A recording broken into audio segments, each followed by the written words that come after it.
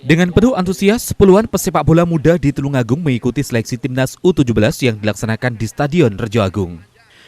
Seleksi digelar oleh Askap PSSI setempat sesuai dengan instruksi pengurus PSSI Pusat, di mana mereka diminta mengirim perwakilan untuk mengikuti seleksi persiapan timnas U17 yang akan berlaga di Piala Dunia U17B.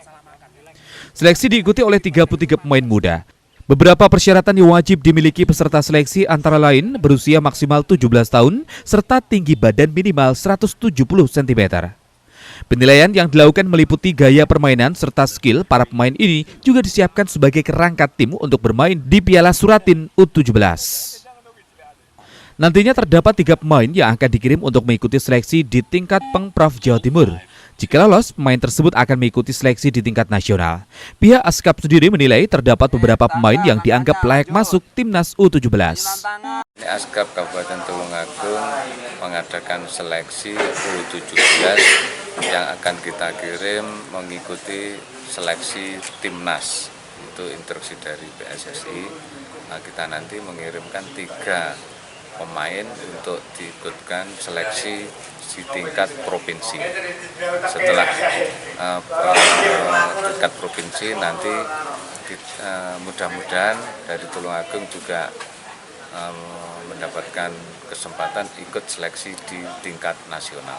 Ada berapa ini Pak yang mengikuti seleksi ini Pak? Pada hari ini ada 33 peserta seleksi, nanti kita ambil 3 untuk dikirimkan ke timnas, seleksi timnas, dan kita juga sambil membuat kerangka pemain U17 dalam persiapan Piala Suratin yang akan diadakan Asprov. Yang pertama kita kriteria di timnas ya Mas. Itu yang pertama adalah tinggi badan, itu minimal 170, maksimal 160 lebih. Yang kedua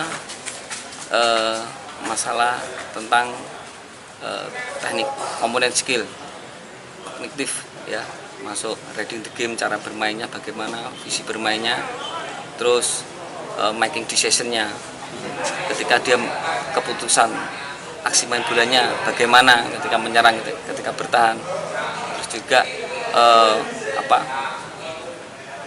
quick action-nya, keputusan cepat tepat ya, sesuai dengan